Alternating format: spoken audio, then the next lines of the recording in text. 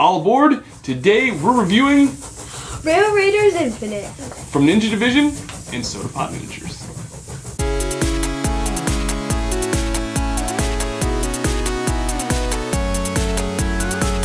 So Rail Raiders Infinite is a miniatures board game where you are robbing a train in the future.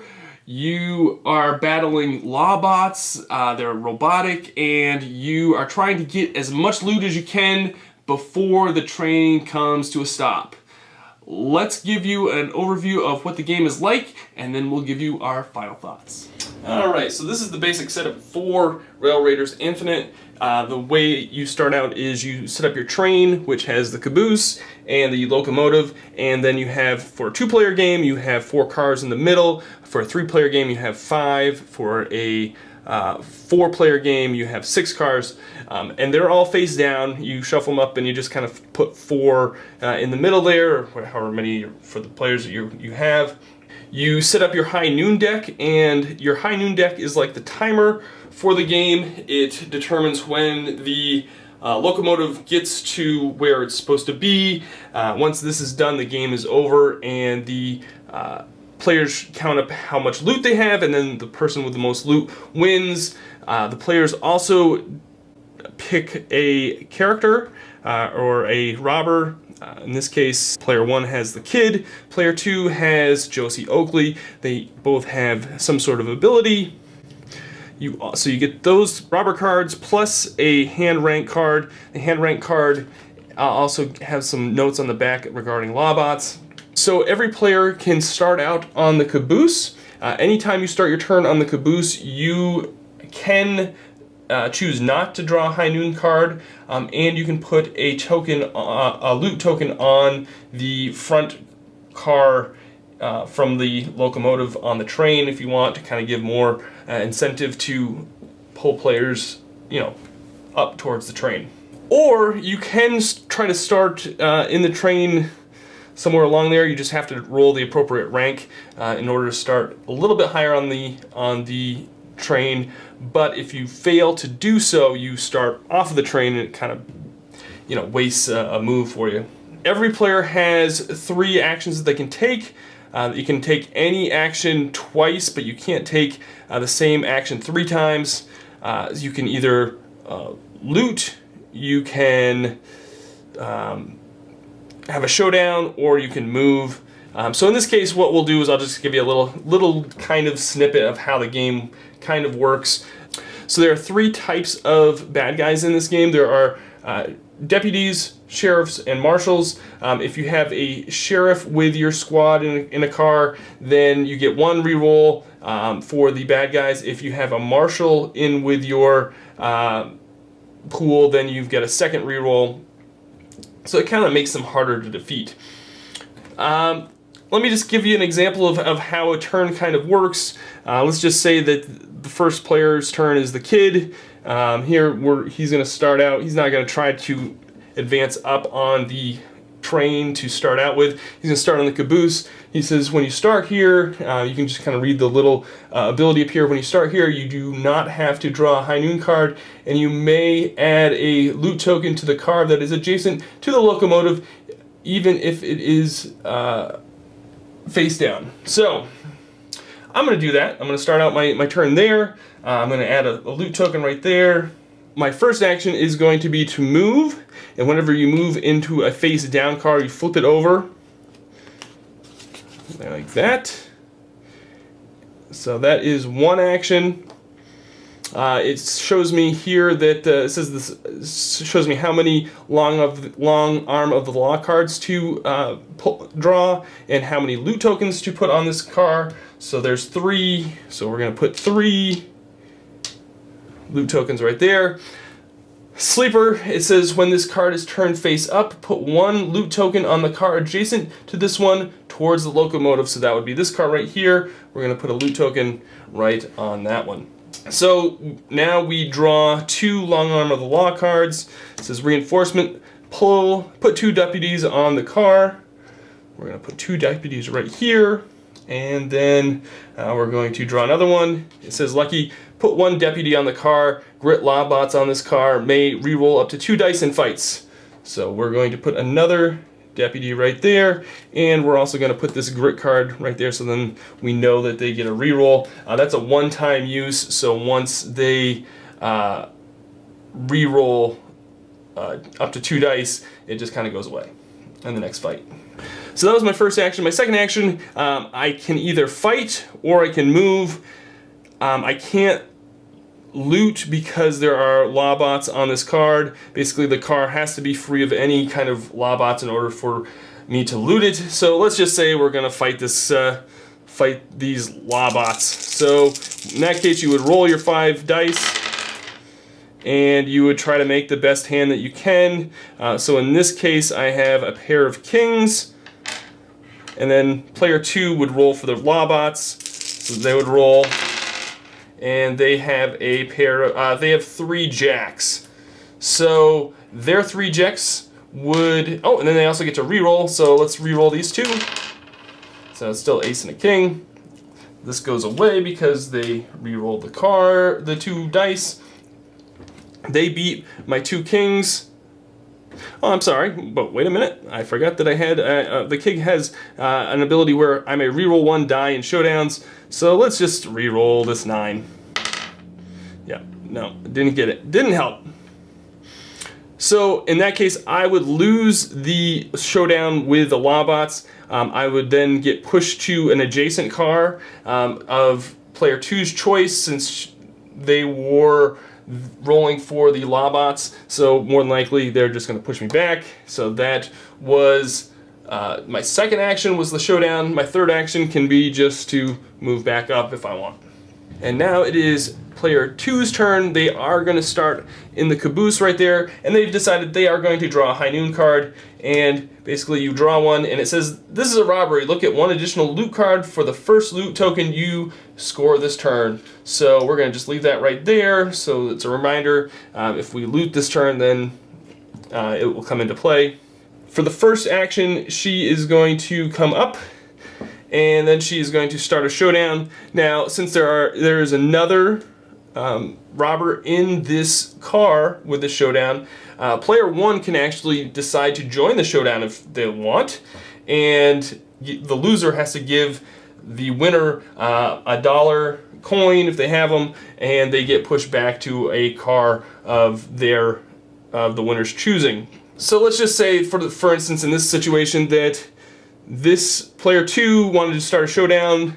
She rolled 5 of a kind, which is the best hand. She's going to take out one of these Lawbots. She'll gain a coin. Let's say player 2 was also involved in this showdown, but lost. It had like 3 of a kind or something. So then they would have to give player 2 a coin if they had any, and they would probably get pushed back to the caboose. And that's basically how showdowns work. Let me show you how loot tokens work. Say the car is empty of any Lawbots, then you can use an action to loot the car, and you would flip it over, and you would score that many loot cards. So this one has 1, and we just put it back in the loot pile. This is holding out on me. You score $1.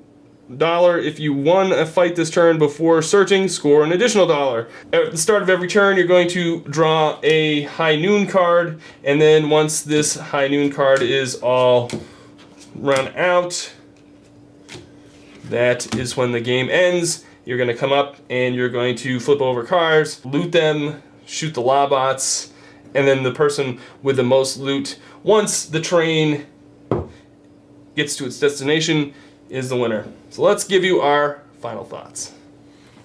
So that kind of gives you an idea of how Rail Raiders Infinite works, how the game plays out.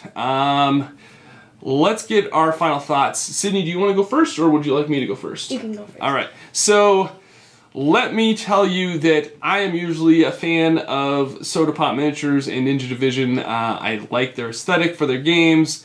I was really having high hopes for this game. I don't think that this kind of met those expectations as far as the gameplay is concerned. The miniatures are great. The components are great. There were some issues with the dice not being fully colored in, but that's That's okay. yeah, that was just not not that the big of a best deal. thing. It's We actually better. have a Kickstarter copy of the game, so we have a whole bunch of extra stuff with it. So I'm guessing that most of the dice that come with the retail version of this game are probably going to be fine. Like I said, the miniatures are great. The components are great. So for the gameplay, I will tell you that I played this with 4 people. I want to give them a shout out. I want to thank Desiree, Eric, Ricky, and Casey for doing a playthrough of this with 4 players. So that kind of gave me an idea of how it plays out with more players rather than just the 2 players that usually we play a game with. I'm going to say that the 4-player game did not go over well. It really lasted a long time. We ran out of law bots.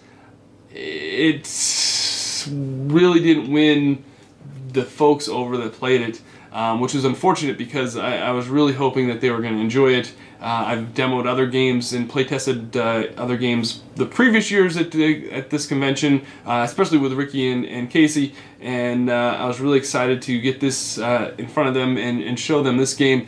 Unfortunately, they weren't all that excited about it, which is fine. I know that not every game is going to appeal to every single player, but this one really, for 4 players, even I was like, this is kind of taking too long. It just, the limited action selection was just not great. Playing it with Sydney a few days later by ourselves, I will say that the 2-player game was much better. It did go a little faster. We didn't run out of law bots, and it was a little more enjoyable than playing it with 4 players. So if you're looking for a 2-player game, I don't know. I think for this type of game, it's got a high price tag. I think there are some better games out there that are better 2-player games. But if you like miniatures and you like these style miniatures, this is hands down. This is some great product in the box. Just the gameplay isn't quite. The gameplay doesn't quite match the quality of the components, I guess is what I'm trying to get at. Now, Sydney, you got to play this with me as a 2-player game. What did you think of the game? I liked it.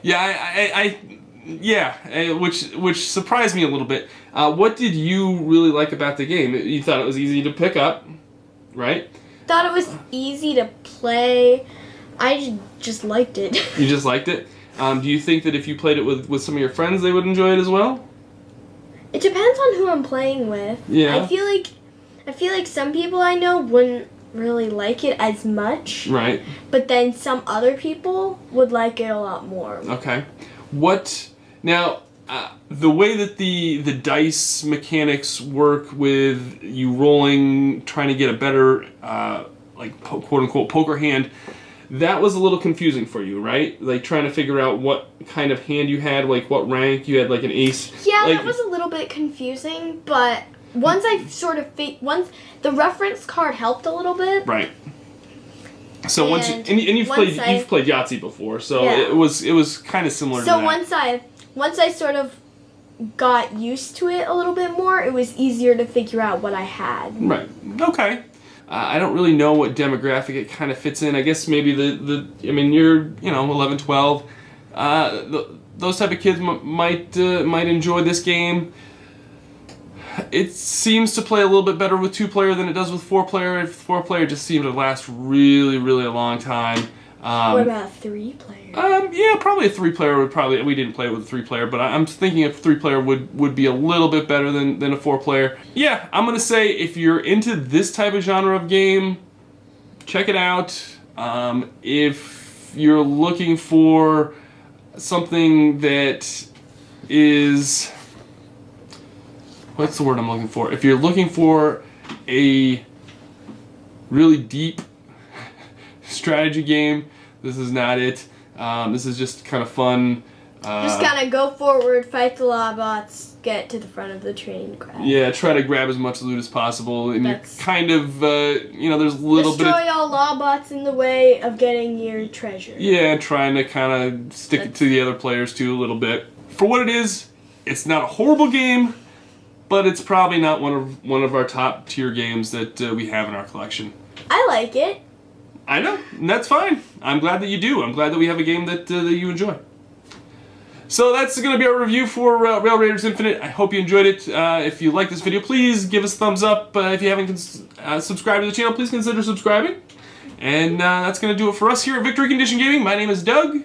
And I'm Sydney. And we're Victory Condition Gaming because... winning should be the only victory condition when you get to the table. That's right. We'll see you on the next video, folks. Thanks for watching. Bye!